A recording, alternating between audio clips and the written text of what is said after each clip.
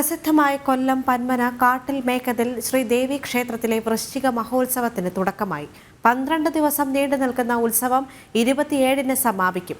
നാടിന്റെ നാനാഭാഗങ്ങളിൽ നിന്നായി നിരവധി ഭക്തരാണ് അമ്മയുടെ അനുഗ്രഹം തേടി ക്ഷേത്രത്തിലെത്തുന്നത്.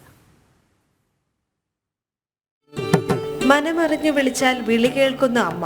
കായലിനും കടലിനും നടുവിലെ പുണ്യഭൂമിയിൽ ആയിരക്കണക്കിന് ഭക്തരാണ് അമ്മയെ കാണാൻ ദിവസവും എത്തുന്നത്. ദാരികനെ വധിച്ച ഉഗ്രമൂർത്തിയുടെ ഭാവമാണ് ഇവിടുത്തെ പ്രതിഷ്ഠയ്ക്ക്.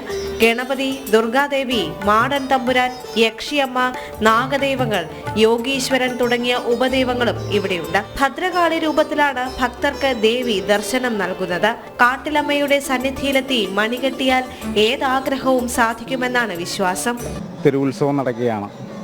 ഇവിടുത്തെ ഏറ്റവും പ്രധാന വഴിപാട് എന്നുള്ളത് മണികെട്ടാണ്.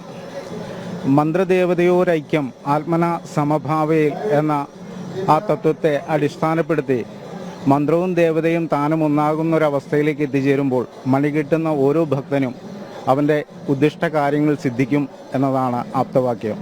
വൃശ്ചിക മഹോത്സവമാണ് ക്ഷേത്രത്തിലെ പ്രധാന ഉത്സവം. വൃശ്ചികം 1 മുതൽ 12 ദിവസമാണ് ഉത്സവം.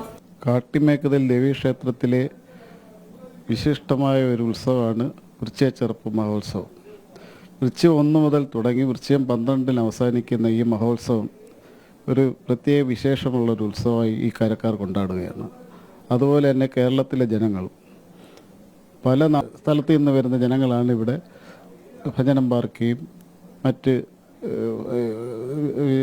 മണികെട്ടും മറ്റ് വിശിഷ്ട ഇതെല്ലാം ചെയ്യുന്നതും. കൊല്ലം ആലപ്പുഴ ദേശീയപാതയിൽ ശങ്കരമംഗലത്ത് നിന്നും പടിഞ്ഞാറ് ഭാഗത്തേക്ക് പോയാൽ ക്ഷേത്രത്തിലെത്താം.